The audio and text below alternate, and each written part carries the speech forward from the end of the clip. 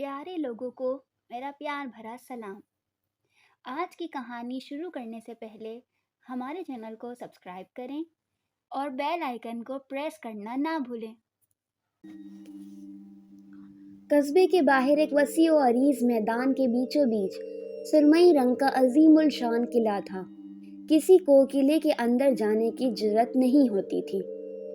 सबको मालूम था कि किला आसीब ज़दा है। अगरचे सब जानते थे कि किले की दीवारों के अंदर कोई नहीं रहता। रातों में किले के बड़े बड़े सुनसान कमरों से एक कमजोर सहमी हुई सी आवाजें सुनाई देती। कभी कभार किले की चिमनियों से आग के शोले निकलते और ये शोले किसी आग के भूत की तस्वीर बनाते और ये तस्वीरें फिजा में बुलंद होती हुई सियाह आसमान में गुम हो जाती। बहुत से दिलेर और मुहिम लोगों ने इस भूत पर काबू पाने की बहुत कोशिश की, लेकिन सुबह के उजाले में किले के सबसे बड़े कमरे में मुर्दा हालत में बैठे मिलते थे। उनकी कुर्सी हमेशा आतिशदान के सामने होती, जिसमें हमेशा आग के बजाय बुझी हुई राख होती। सर्दियों के आगाज में एक दिन किले के करीबी कस्बे में एक फेरी वाला आया जो बड़ा हंसमुख था। उसका नाम एस्तेबान था और वो बहुत निडर नौजवान था। वो कस्बे के बाजार में एक जगह रुककर अपने बर्तन और दूसरी चीजें बेच रहा था कि ऐसे में उससे चीजें खरीदने वाली खवातीन ने किले के मुतालिक कहानियों का जिक्र किया। उन्होंने एस्तेबान को बताया कि ऐसी ही रातों में किले की चिमनियों से भूत की शक्ल वाला धुआं और आग के शोले निकलते हैं। अगर कोई हिम्मत करके किले के नजदीक जाए तो मातम करती जुलूम आवाज भी सुन सकता है।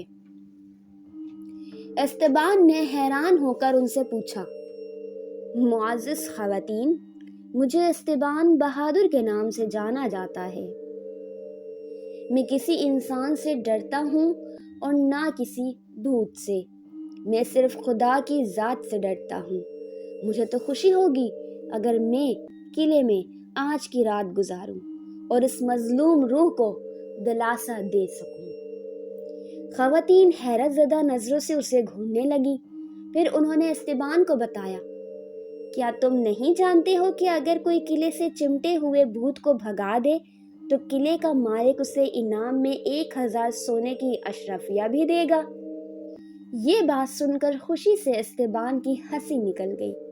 उसने दिल में तहैया कर लिया कि अगर ये बात सच्ची है तो वह हर सूरत आज रात किले में ही गुजारेगा और किले को इसमें बसने वाले आसिफ से छुटकारा दिलवाएगा।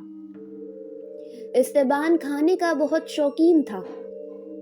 उसने ख़वातीन से कहा कि वह अपने शोहरों से कहकर रात गुजारने के लिए उसे लकड़ी के बड़े बड़े टुकड़े ला कर दें ताकि वो किले में सारी रात आग जला सके। उसे मसाला लगे हुए गोश्त के पार्चे, एक बड़ी सुराही में पानी, 12 अंडे और एक तवा ला कर दे। कस्बे के लोगों ने खुशी खुशी उसकी फरमाइश पूरी कर दी।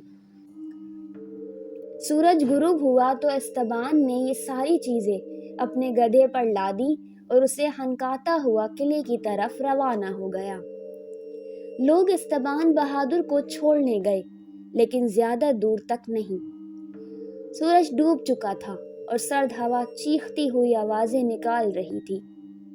हवा में खुनकी भी थी और बारिश की बूंदें भी। एस्तेबान ने गधे को किले के दरवाजे के पास बागीचे में घास चरने के लिए छोड़ दिया। फिर उसने लकड़ी के टुकड़े और खाने की चीजें किले के बड़े कमरे में पहुंचाई। कमरे में अंधेरा था। चमगादड़ों के परों की फड़फड़ाहट उसे कमरे की छत के करीब सुनाई दे रही थी। उसने आतिशदान में लकड़ी के बड़े बड़े सूखे हुए टुकड़े डाले और उन्हें जलाने लगे। सुर्ख और सुनहरी शोले लपक लपक कर चिमनी में बुलंद होने लगे। एस्तेबान बैठ गया और आग की तमाज़त महसूस करने लगा। उसने खुद कलामी करते हुए कहा, आग से सर्दी भी भाग जाती है और खौफ भी नजदीक नहीं आता। उसने तवा आग पर रखा और एहतियात से गोश्त के पार्चे सेकने लगा। बहुत सूंधी खुशबू आने लगी। फिर उसने पानी उंडेलने के लिए अभी सुराही को उठाया ही था कि चिमनी से वही मरी हुई कमजोर आवाज आई, ओह मैं मरा, ओह मैं मर गया। इस्तेबान ने जल्दी जल्दी पानी का घूंट हलक से नीचे उतारा और फिर सुराही करीब ही रख ली। वो बोला, ए मेरे दोस्त, तुमने मेरा इस्तकबाल खुशी से नहीं किया, लेकिन कम से कम ये मेरे गधे की आवाज़ से बहुत अच्छी है, जिसे मुझे हर वक्त सुनना पड़ता है। फिर भी आखिर ये आवाज़ इंसानी है। ये कहकर वो गोश्त के पार्चे तवे पर पलटने लगा। दोबारा आवाज़ आई, ओह मैं मरा, ओह मैं मर गया। इस्तेबान ने पके हुए गोश्त के टुकड़े एहतियात से रकाबी में रखे। फिर उसने एक अंडा तोड़कर तवे पर डाल दिया। वो अंडे को तल ही रहा था, आवाज़ दोबारा आई। अब आवाज़ में कपकपाहट और खौफ की झलक थी। कोई बोला, नीचे मुझे संभालना, मैं गिरने वाला हूँ। इस्तेबान बोला, ठीक है, लेकिन मेरे तवे पर ना गिरना। तभी धप से कोई चीज़ गिरी। ये इंसानी टांग थी जो चिमनी के बाहर करीब ही पड़ी हुई थी। टांग पजामे में मलफूफ थी। इस्तेबान ने एक गोश्त का पार्चा अंडे के साथ खाया और पानी के 2-3 घूंट भरे। खुनक हवा किले के इर्द गिर्द सीटियां बजाती गुजर रही थी और तेज बारिश पूरे जोर से खिड़कियों से टकरा रही थी। तभी वही आवाज़ जिसमें बहुत जल्दी थी आई, नीचे ध्यान रखना, मैं गिरने वाला हूँ। फिर एक और धप की आवाज़ के साथ कोई चीज़ चिमनी से नीचे गिरी। इस्तेबान ने करीब पड़ी चीज़ को देखा। वो दूसरी इंसानी टांग थी जैसे पहली थी। इस्तेबान आतिशदान से थोड़ा हटकर लकड़ी के और टुकड़े लाया और उन्हें आग में झोंक दिया। फिर उसने कुछ और गोश्त के कतले और अंडा तवे पर डाला। तभी चिल्लाती हुई आवाज़ गूंजी, मैं गिरने वाला हूँ, मुझे संभालना। इस्तेबान हंसते हुए बोला, आ जाओ भाई, आ जाओ, लेकिन मेरे अंडे को बचाना। तब थप की आवाज़ आई जो पहली आवाज़ से कहीं ज्यादा थी। ये इंसानी जिस्म था जिसने नीली कमीज और भूरी जैकेट पहनी हुई थी। तब इस्तेबान तीसरा अंडा खा रहा था और गोश्त का एक और टुकड़ा। तब फिर 2 दफ़ा आवाज़ दोबारा आई और दोनों दफ़ा 2 इंसानी बाजू गिरे। अब एक तरफ तो इस्तेबान मजीद गोश्त के टुकड़े सेक रहा था, तो दूसरे तरफ सोच रहा था कि अब गिरने के लिए सर ही बचा है। मुझे भी इश्तियाक हो रहा है कि मैं इस शख्स का चेहरा देख सकूं। तभी आवाज़ आई, देखो देखो, मैं गिर रहा हूँ। और फिर वही हुआ जिसके बारे में इस्तेबान सोच रहा था, यानी सर भी चिमनी से फर्श पर आ गिरा।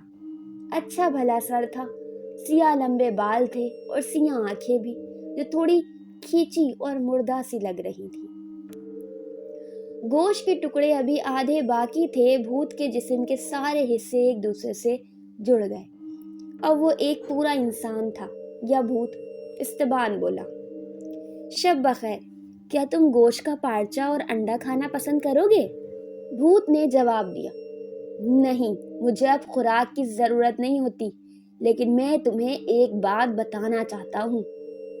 तुम किले में आने वाले पहले शख्स हो जिसने मेरे टुकड़े जुड़ते देखे, फिर भी नहीं डरे, वरना दूसरे लोग तो टुकड़े देखकर ही दहशत से मर जाते थे। इस्तेबान ने बड़ी संजीदगी से कहा, वो शायद अपने साथ खाना और आग जलाने के लिए लकड़ी लेकर नहीं आए होंगे।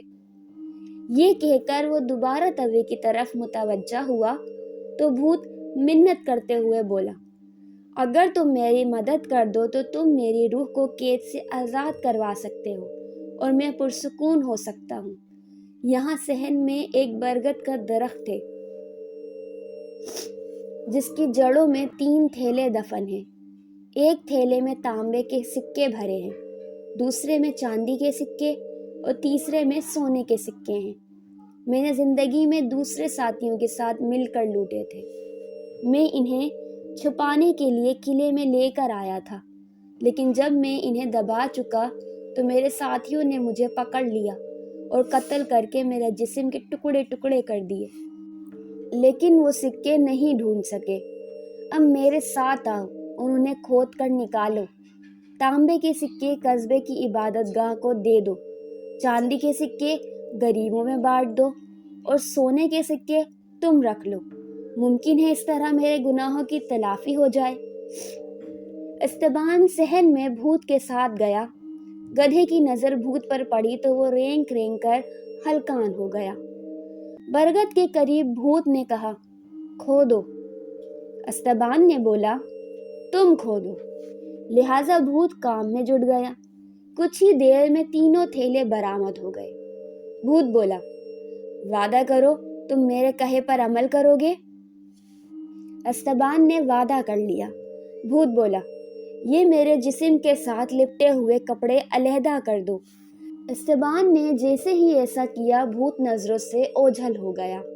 उसके कपड़े फर्श पर यूं पड़े थे जैसे वो खुद उतार कर गया हो। इस्तेबान सिक्कों को फिर बड़े कमरे में ले गया, एक और अंडा तलकर खाया और फिर घोड़े बेच कर सो गया। अगली सुबह कस्बे के लोग उसकी लाश उठाने किले में आए, लेकिन उन्होंने देखा कि वो तो खुशबाश बैठा अंडे तल रहा है। वो हकलाते हुए बोले, तो तुम जिंदा हो? इस्तेबान ने जवाब दिया, क्यों नहीं भाई, आपके अंडे और गोश्त ने रात भर मेरा बड़ा साथ दिया है। अब मैं जरा किले के मालिक से मिलकर अपनी 1000 अशरफियां हासिल करता हूँ। किले का भूत हमेशा के लिए चला गया है। तुम उसके कपड़े सबूत के तौर पर सहन में देख सकते हो। लोग अभी हैरत से इसका मुंह ही तक रहे थे कि उसने तीनों थैले गधे पर लादे और वहां से रवाना हो गया।